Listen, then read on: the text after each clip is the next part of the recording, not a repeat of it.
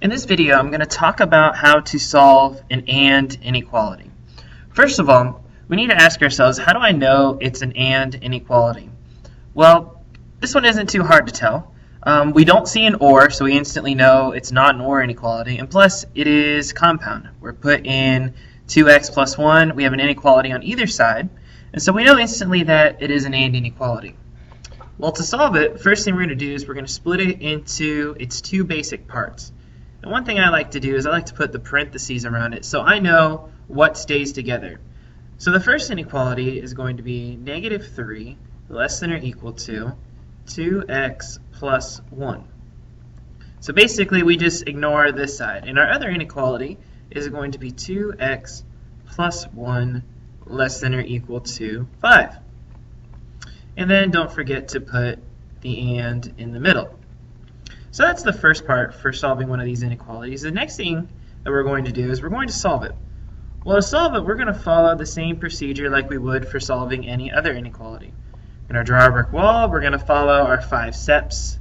We look, do I have to distribute? No. Do I have to combine any like terms on the same side? No. Do I need to move any variables? No. And then I need to undo addition. Well, here I have a plus 1, so I'm going to subtract 1 from both sides.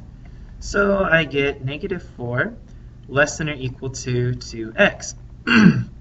Well, to finish it off, the only thing left to do is to undo this multiplication. So I'm going to divide both sides by 2. And so this gives me negative 2. And I'm going to leave x for a second.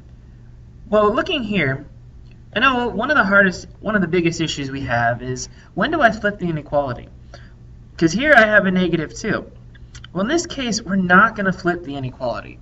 Here I'm dividing by a positive 2. Since the 2 is positive, even though the 4 is negative, this is going to stay as a less than or equal to. Now coming over to this side, I'm actually going to follow the same procedure for solving it. I'm going to start by subtracting 1. So I have 2x less than or equal to 4. Then I'm also going to go ahead and divide both sides by 2. So I get x is less than or equal to 2. So we've gone ahead and solved it. And now what we're going to do is we're going to graph the AND inequality. And let's go ahead and put the AND in the middle so we know what we're talking about. And if we want to, we can combine this inequality to be this, 2 less than or equal to x less than or equal to 2. I basically squish the x's together and say the inequality. And so how we handle this is we graph both inequalities on the same number line. So you see here I already have my number line, so I'm going to start and graph this one in green. So let's see. This says negative 2 is less than or equal to x. So first of all, I know that I'm going to do a closed circle. A closed circle at negative 2. Now I have to think, which way does my arrow go?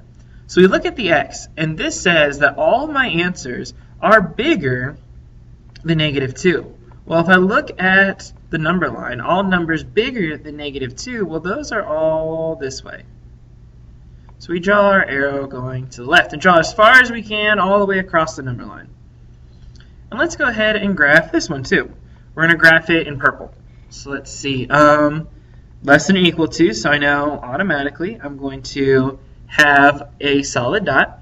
Then I look at the x. All of my numbers are smaller than 2. Well, all numbers smaller than 2, that's going to be to the left. And so draw your arrow all the way across. Now we look, where is the overlap? Because in order to be a solution to an AND inequality, it has to work for both inequalities at the same time. Well, we look, where are the two lines overlapping? Well, they are overlapping here. And this is the solution set to my inequality.